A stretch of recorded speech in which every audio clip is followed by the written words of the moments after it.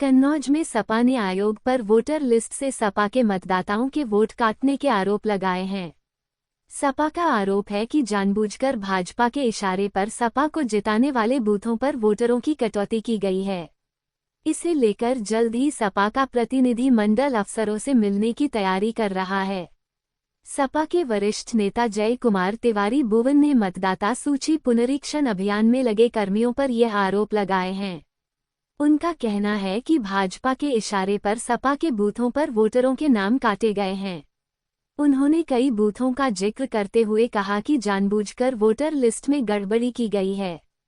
संयुक्त के राष्ट्रीय सचिव ने अपने क्षेत्र के सभासद सहित कई नाम काटने का आरोप लगाया है। इसे मामले को वह जल्द ही पार्टी हाईकमान तक पहुंचाने की बात कह रहे हैं। सपा के आरोपों के बाद कन्नौज में हुए मतदाता पुनरीक्षण अभियान की पारदर्शिता को कटघरे में खड़ा कर दिया है।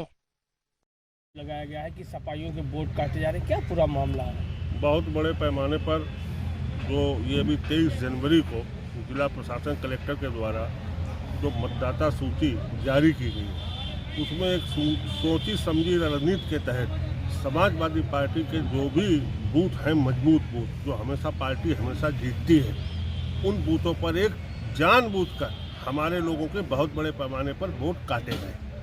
अब उसकी पार्टी की तरफ से समीक्षा बूथ बाय बूथ की जाएगी और जो बूथ पर वोट काटे गए हैं उन वोटों को हम लोग दावा जो होते हैं वो दावा करने का काम करेंगे। उदाहरण के लिए जैसे ये हमारे साथ में खड़े हुए सिखाने के हसीब हसन जी के गांव मोहल्ले में बहुत बड़े लेवल पे वोट काट दिए गए।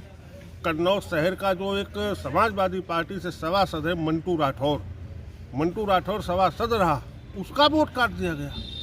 मतलब किस प्रकार का ये मतदाता सूची है कि चिन्हित कर समाजवादी पार्टी के लोगों के वोट काटे जा रहे हैं। तो समाजवादी पार्टी के जो संगठन के लोग हैं, पार्टी के जिलाध्यक्ष जी हैं, पार्टी के तमाम लोग हैं, हम लोग हैं, एक एक बूथ की समीक्षा करेंगे। जिन जिन बूथों के ऊपर वोट काटे गए बहुत जल्द हम लोग सब दावे अधिकारियों तक पहुंचाने का काम करेंगे। अभी तक अधिकारियों को नहीं मिले, अपनी समस्या नहीं बताई। अब हम लोग पहले अपना सब छांट रहे हैं, सब टोटल जब तैयारी करके जाएंगे। ये जो प्रशासन है, प्रशासन तो तभी सुनेगा जब उसके सामने हम लोग पूर्ण रूप से सबूत के तहत मामला रखेंगे।